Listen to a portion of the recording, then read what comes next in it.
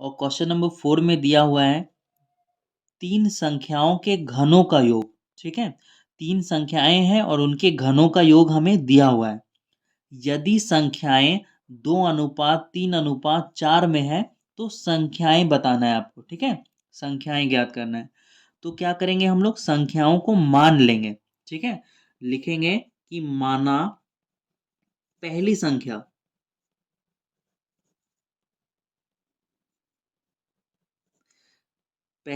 बराबर क्या हो जाएगा, 2x। ठीक है, पहली संख्या 2x मान लिया। और उसके बाद दूसरी संख्या हम लोग क्या मान लेंगे, दूसरी संख्या हम लोग मान लेंगे 3x।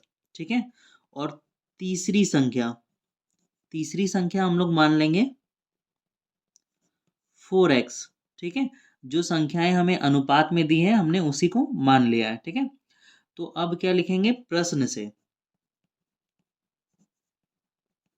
क्वेश्चन में क्या दिया है, 3 संख्याओं के घनों का योग। ठीक है, तो 3 संख्याएं हमने मान ली, अब इनका घन करना है। ठीक है, तो इनका घन करते हैं। 2x का घन प्लस 3x का घन प्लस 4x का घन। ठीक है, इनका जो घनों का योग क्या है, हमें दिया हुआ है घनों का योग। ठीक है, 0.334125। ठीक है, तो अब इनका घन करते हैं। 2 का घन करेंगे तो कितना आएगा, 8x3। 3 का घन करेंगे तो कितना आ जाएगा, 27x3। 4 का घन करेंगे तो 64x3 बराबर कितना, 0.334125। ठीक है, अब इनको हम लोग क्या करेंगे, प्लस कर लेंगे। इनको प्लस करने पर आएगा 99x3। ठीक है, बराबर क्या हो गया, 0.334125। ठीक है, तो कॉपी को मैं ऊपर कर लेता हूँ।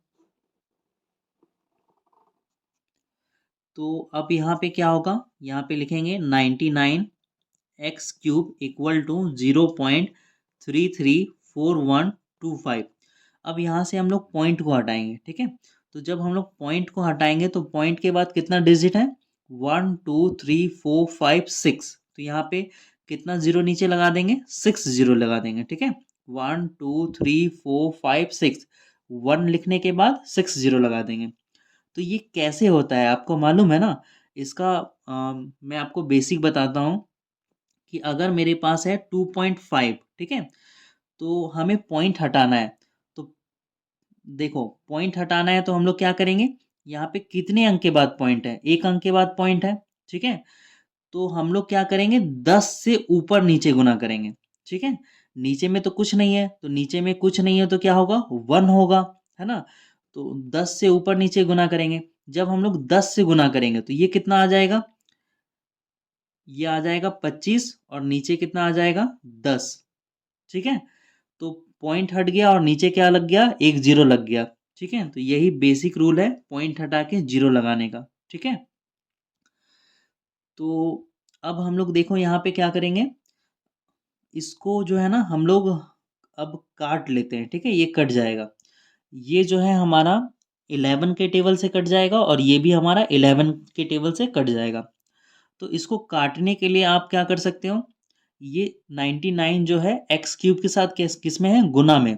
इसको अगर हम लोग बराबर के इस साइड ले आए तो किस में हो जाएगा, डिवाइड में हो जाएगा। ठीक है, फिर हम लोग ऊपर नीचे काट सकते हैं या फिर हम लोग जो है डायरेक्ट भी काट सकते हैं। ठीक है, यहाँ पे बराबर है, बराबर के इन दोनों साइड हम लोग डायरेक्ट काट सकते हैं, तो मैं डायरेक्ट काट दे रहा हूँ। ठीक है, 11 का टेबल में 99 कितने बार में आता है, 9 बार में। और 11 का टेबल में 33 कितने बार में आता है, 3 बार में। ठीक है, और 11 के टेबल में 4 नहीं आता है, 2 अंक लेना पड़ेगा, और 2 अंक जब भी लेते हैं तो क्या बैठाते हैं, जीरो। है ना, शुरुआत में 2 अंक ले सकते हैं, उसके बाद हम लोग 2 अंक नहीं ले सकते हैं। तो यहाँ पे 2 अंक ले रहे हैं 41, है ना, तो यहाँ पे क्या बैठा है, जीरो। अब 11 के टेबल में 41 तो नहीं आता है, 41 से कम कितना आता है, 33 कितने बार में, 3 बार में। तो 41 है, यहाँ पर हम लोग लिए 33, तो कितना बच गया, 8 बच गया।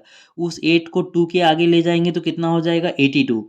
तो 11 के टेबल में 82 से कम आता है 77, कितने बार में, 7 बार में। बचेगा 5, तो 5 को ले जाएंगे 5 के आगे तो बन जाएगा 55, और 11 के टेबल में 55 आता है 5 बार में। ठीक है, तो इसको फ्रेश करके हम लोग नीचे लिख लेते हैं। ये क्या आ जाएगा, 9x³ बराबर 30375 डिवाइडेड बाय 1 और 60, 1 2 3 4 5 60 लग जाएगा यहाँ पे। तो अब ये एक बार और कट रहा है, ठीक है, तो इसको हम लोग एक बार और काट लेंगे। 9 का टेबल से ये कट जाएगा। 9 का टेबल में 30 से कम आता है 27, 3 बार में बचेगा 3, ठीक है। फिर 27 आएगा 3 बार में, है ना, तो कितना बचेगा 6, 67 बन जाएगा। 67 से कम आता है 63, 7 बार में, तो बचेगा 4। 45 कितने बार में आता है, 45 आता है 5 बार में, है ना। तो हमारा क्या आ गया यहाँ पे, हमारा आ गया x³ बराबर 3375 डिवाइडेड बाय 1 0 0 0 0, ठीक है, 3 और 3 6 0। तो अब ये जो क्यूब है ना, ये हटेगा और कहाँ जाएगा, बराबर के उस साइड जाएगा। तो जब इस क्यूब को हम लोग हटाएंगे तो ये क्या हो जाएगा, ये इधर आके बन जाएगा घन, ठीक है, होल क्यूब, ठीक है। तो क्या है 3375 बाय कितना आ जाएगा, 1 2 3 4 5 6, ठीक है। तो इसको अब आप लोग सॉल्व कर लीजिएगा, है ना। तो कैसे सॉल्व करते हैं हम लोग, क्या निकालना है इसका, क्या निकालना है, घनमूल निकालना है, ठीक है। तो घनमूल हम लोग कैसे निकालते थे, हम लोग पहले भी निकाल चुके हैं। अगर हमारे पास 125 का हमें घनमूल निकालना है, ठीक है, तो कैसे निकालते थे, 125 का अभाज्य गुणनखंड करते थे। 5 का टेबल में 125 आता है 25 बार में, ठीक है। तो इसका जो है क्या निकलेगा, इसका घनमूल निकलेगा 5, है ना। 125 का घनमूल 5, और वहीं अगर हम लोग 5 का घन करते हैं तो कितना आता है 125, है ना। तो इसका भी हमें क्या निकालना है, उसी तरह से घनमूल निकालना है जैसे यहाँ पे निकला है। तो इसका, है ना, अगर हम लोग 15 का घन करते हैं, ठीक है, यदि हम लोग 15 का क्या करेंगे घन, तो 15 का घन आता है ये, ठीक है।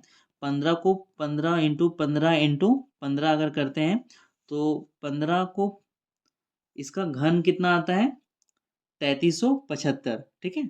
तो हम लोग लिख देते हैं सीधा 15 इंटू 15 इंटू 15, ठीक है, डिवाइडेड बाय, इसका भी हम लोग क्या करेंगे, अभाज्य गुणनखंड करके इसको तोड़ के हम लोग लिख देते हैं, ठीक है। 10 गुना 10 गुना 10 गुना 10 गुना 10, 1 2 3 4 5, एक और लगेगा 6, ठीक है। और यहाँ पे ये क्या है, घन अभी भी साइन रहेगा, ठीक है। तो हम लोग जो 3 को, है ना, जब घनमूल निकालेंगे इसका तो क्या निकलेगा, सिर्फ 15 आएगा यहाँ से, ठीक है।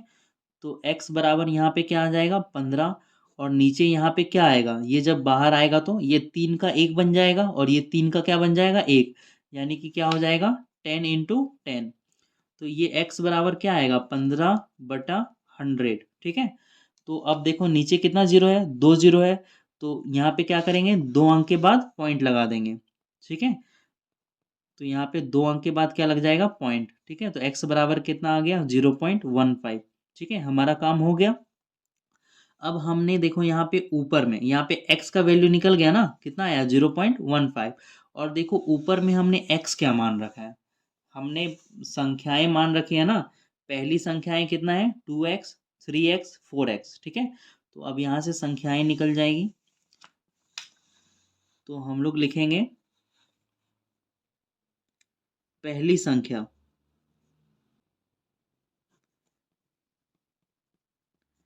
पहली संख्या हमने क्या माना था 2x, ठीक है। तो बराबर क्या हो गया 2, और x का वैल्यू कितना आएगा 0.15, और इसको मल्टीप्लाई करेंगे तो ये कितना हो जाएगा 0.30, ठीक है। तो पहली संख्या निकल गई। अब हमें क्या लिखना है, दूसरी संख्या, दूसरी संख्या हमने क्या माना था 3x, ठीक है। तो 3 मल्टीप्लाइड कितना हो जाएगा 0.15, ठीक है, इसको मल्टीप्लाई करेंगे तो कितना आएगा 0.45। और हमने तीसरी संख्या कितना माना था 4x, है ना।